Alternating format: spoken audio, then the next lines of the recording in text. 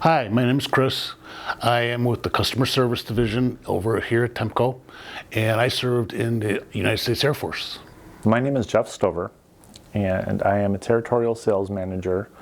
I cover Michigan and probably a good portion of Canada. I was in the U.S. Army Reserve. Hello, my name is James Reed. I have been with Tempco for 36 years as the machine shop manager. I was in the United States Marine Corps, Semper Fi. Hello, my name is Chris Rebell. I am the maintenance manager here at Tempco. The branch of service I was in was the United States Navy. Just a little insight for all you non-veterans. Veterans Day is celebrated on the 11th of November every year, which you probably already know. But the history behind that is on the 11th hour of the 11th day of the 11th month, World War I ended, hence Armistice Day. And I'm not sure if it was President Truman or Eisenhower renamed it Veterans Day. Basically, I learned everything there is to know about U.S. Nuclear submarines. That's what I was on in the Navy. And when you first get there, first thing you do is study everything, every little nook, cranny, nut, and bolt. And you have to be able to verbally respond as to what each and everything on that submarine does. My mission of specialty was ComSec repair, and so I was in charge of a unit that did a lot of repair work, a lot of electronics. When I was in Bosnia, I was the repair technician for a lot of the communication equipment that we use. I was a fireman, and in the Air Force, we're actually called crash rescue, because the fire station is actually based on the flight line. We do cover the homes on base and everything else, but our primary duty was with all the planes. I spent 3 years in the Corps in San Diego and then Camp Pendleton in California. Spent six months in the Philippines, spent a month in Australia. So within that 3 years, I had a little bit of traveling and I got to see a little bit of the world for a good amount of time at each place. After I was getting out in 3 years, I was already a corporal, and they offered me sergeant to stay, which I loved it so much I was going to stay. But then my father had started a machine shop, and he asked me to come home to work with him in the machine shop, just the two of us. And then we added a couple more people, and then after 6 years of having our own machine shop and doing work for Tempco, Furman bought us out, and I came up here as their manager 36 years ago.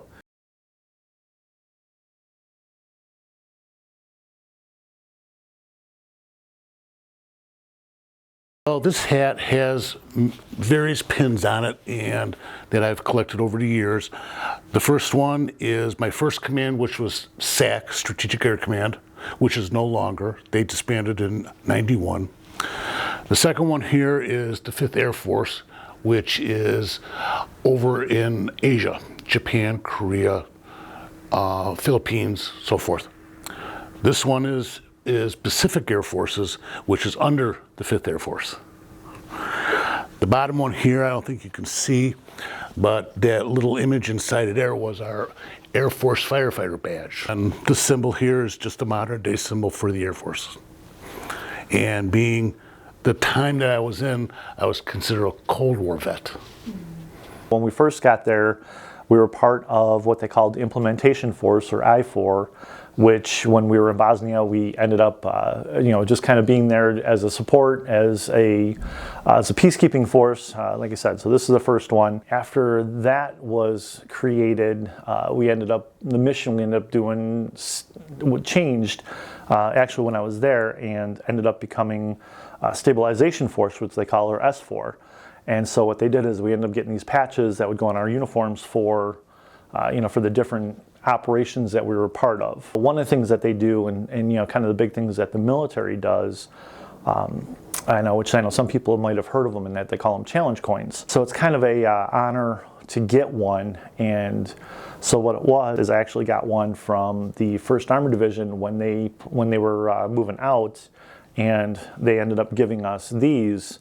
So, and I got this from a full bird colonel, which they call them, or what it is it's actually a step just below a general. And so they end up giving these, and this one is kind of a special one. Like I said, after the time I spent there and you know, kind of knowing what we were doing and what we saw. One of the things I brought in was an actual challenge coin. Many military members have them. I have several, but this one was actually the very first one I got. I received it on the day I got my warfare pin, which is on my hat. You'll never see me out and about anywhere where I go without a Marine Corps hat on. The saying is, once a Marine, always a Marine, and I've held that true to my heart every single day as being a serviceman for this great country.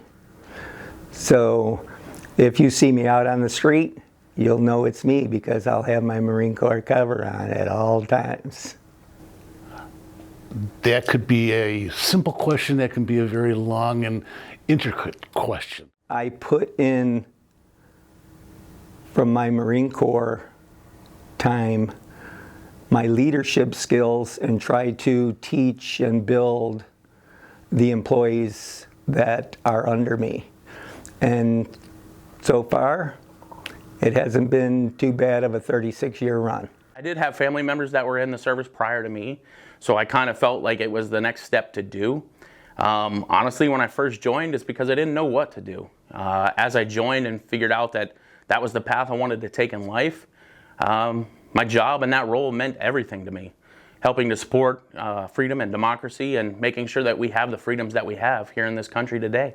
I know Bosnia, it was kind of probably one of the biggest impacts of my life with the military. One of the biggest ones was right around New Year's or so. And that, you know, kind of struck me, and that is realizing it's like, okay, we're here allowing kids, even, you know, we don't think much about it, but kids were not allowed to go outside because they were they had the fear of mines, they had the fear of snipers, they had the fear, you know, they had this just ingrown fear where they couldn't go outside, they couldn't go to school, they couldn't live, you know, and here it is, and that by us being there, these kids had a chance to go back and be kids again. You know, they could go outside and play again. They could, you know, they just, and so that reality really struck, and, you know, understanding of what we're doing and why we do what we do and why we're willing to, you know, as basically as a military personnel, is why we're willing to sacrifice our lives for other people, is that we allow them to go ahead and, you know, live their lives. So that was probably one of the you know, kind of a change in my, you know, my views and what the military meant to me. I feel my service contributed to helping me grow as a person, being able to actually serve my country, learning a trade, and also it gives me better insight to our troops today, which I admire and I'm very proud of. To this day, I got out in 1983, so 42 years ago.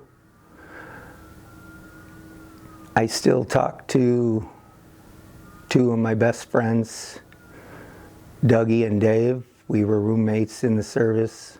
We were together for pretty much out of boot camp all the way through. We stayed together, and there's nothing tighter,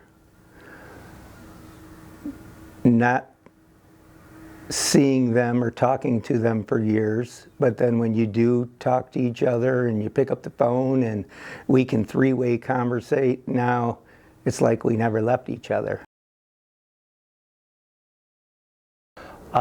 You know, Veterans Day kind of, it really has that impact that it's like, okay, you know, for the fact that people are willing to lay down their lives, willing to do this, you know, which most people don't even think about, but the fact that they're willing to do this and to create a day to honor them, it's nice to know that, you know, there's, you know, that there's a greater importance put on our military veterans. So it's kind of it's a nice a nice feeling to to know that we are honoring people that are willing to sacrifice whatever they're doing or whatever their lives are, and that they're willing to do that for other people. On Veterans Day, I make sure to pull out all my veterans out of my phone list and text all of us as a group on Veterans Day, November 11th, and also the Marine Corps birthday on November the 10th.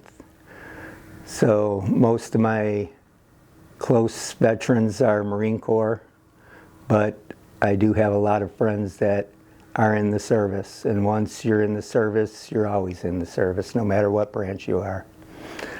So thank a veteran. Not many people can do or cannot do what we've done for our country. Be kind to all the veterans. Be kind to all the service people. They're just normal, just like you and me. Veterans Day for me is a day to remember my brothers and sisters that have already served. Not every one of us made it back okay. Not every one of us even made it back. Just remembering those who served and those that once in their life said, I'm going to give everything to support this country, means a lot to me. And it means a lot to my brothers and sisters.